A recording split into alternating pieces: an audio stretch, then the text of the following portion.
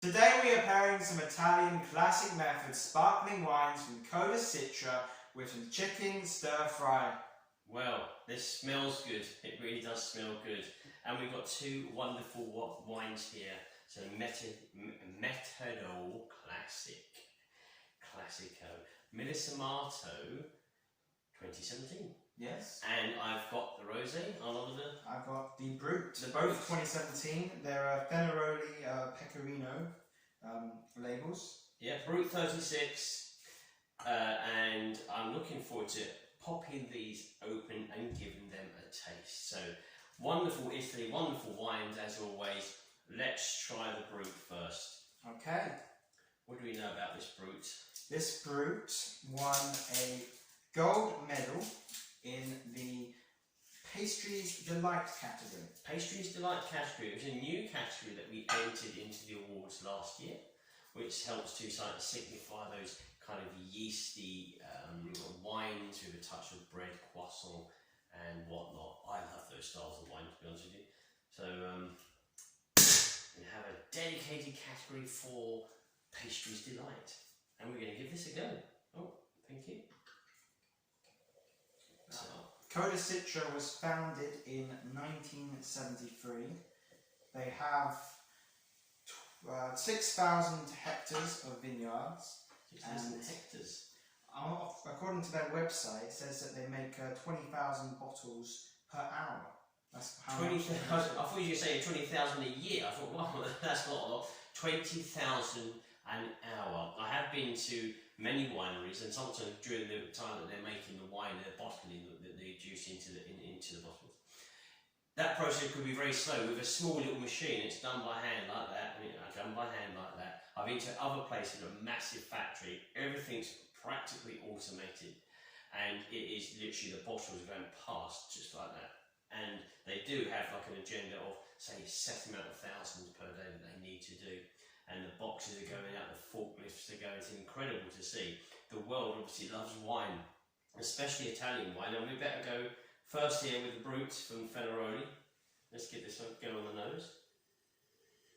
You can understand this kind of yeasty, citrus, oily nose expression. It's a nice, warm, golden colouring to the wine. It's a very citrus-looking, oily texture.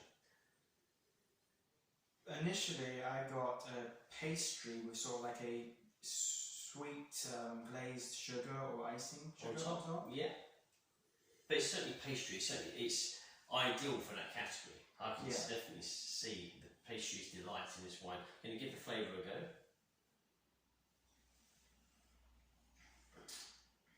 go? Very nicely balanced. Plenty of citrus, but it's round. It's not too zesty. There's citrus flavours, but we've got a yeasty touch to it, an oily touch, silkiness to the wine. Very clever. Good levels of acidity. It's refreshing, but it's very calming for me, the wine. I also had a lovely burst of sort of sweet candy lemon in the mid-length.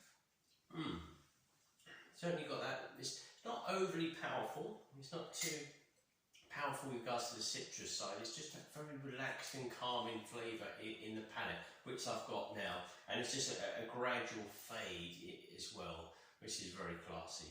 So very good. Let's do the Rosé. So the Rosé was a silver medal in the gastronomic category. So gastronomic, okie dokie. Let's give the Rosé silver medal a go.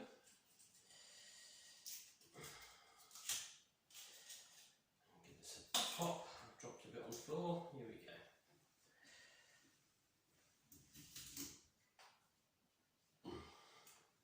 Twist the bottle, not the cork. Sounds good. Yes. Right, there we go. Rosé for you. Thank you. Yeah. Sorry. And rosé for me. Let's see how this goes together. So it's a very faint expression of rosé actually. Very faint. It's there. It's more of an orange, a very light yellow orange colour for me. Let's go for the nose.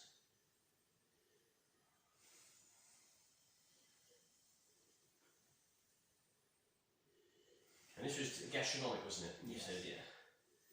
I'm getting that touch of strawberries and raspberries and some other red berry fruits. I'm getting the red berry and kind of in a kind of a jam, but also dried red berries and cranberries, dried cranberries as well on the nose.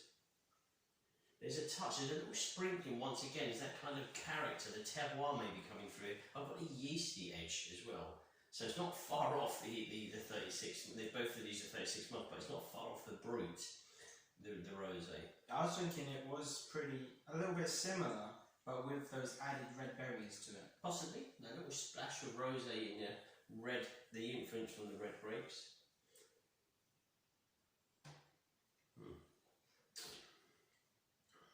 Much drier this time. Quite dry, the wine. It's very refreshing, it's very crisp. It's kind of a mineral wet stone, followed by quick rising red berry fruit splashes in the palate. They're increasing the zestiness towards the close as well. So a nice drop and a kind of climb in the expression of the wine. Yeah, it feels like the maybe ripeness from the red berries sort of increases, takes it away from the drier side, but also maybe a little bit of like a red currant. Red currant, yeah. Nice, classy, elegant wine. Again, not overly powerful. It's just well structured, very classic style of wine. I like them both very, very much. What we're going to do now is we're going to try them with the dish. So, I don't know, something told me that these two could go quite well with this dish here. So we've got the stir-fried chicken with the fresh vegetables. Fresh vegetables, you got baby corn on the cob, broccoli, you got red peppers, chicken noodles, and I've forgotten what the onion's called, but it's some sort of... It's called an onion. Something that would do. And we obviously got the noodles in there, soy sauce as we say, not too heavy for me, which is good. So we're going to see how it's good. And just cooked as well. So. Just cooked, and the stir fry originally started out in China. It was during the Han Dynasty, if I'm saying that correctly, which occurred during 206 BC to 222 AD. They started using a wok, which is sort of like a frying pan of sorts, to dry the meat by frying it, and then later, quite a bit later, in the Ming Dynasty, from 1368 to 1644, it was used to cook food in oil. Okay. So a little bit of history, and we have to thank the Chinese for this wonderful dish. And we're going to pair it with some Italian wine. So here we go. Yes, we are.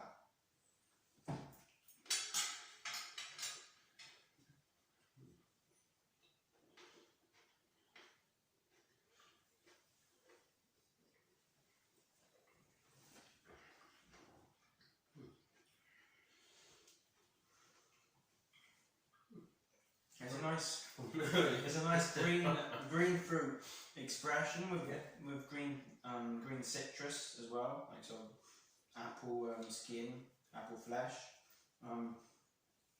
About the chicken flavours were sort of heightened a little bit during the mid-length. I found it, because the dish is it's actually very fresh, the dish. It's not too oily or greasy, it's nicely done.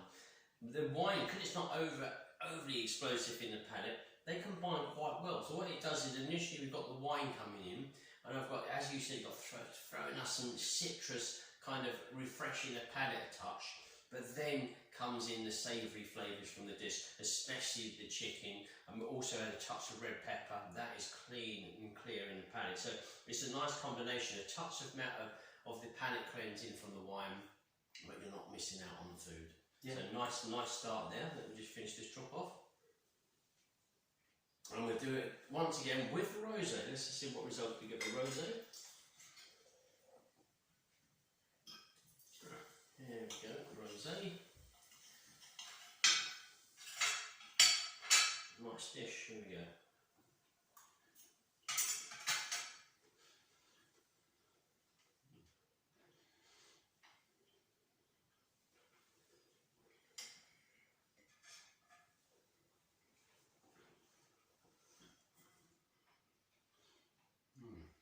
I think It works very well. Once again, the wine is present initially in the palate, and I've got a lovely sprinkling of zesty red berries, but very subtle, but not nice and delicate expression. And then we're back to the savoury flavours, the meat, and I think what these are broccoli stems we've got here. Yeah, broccoli. And that comes through.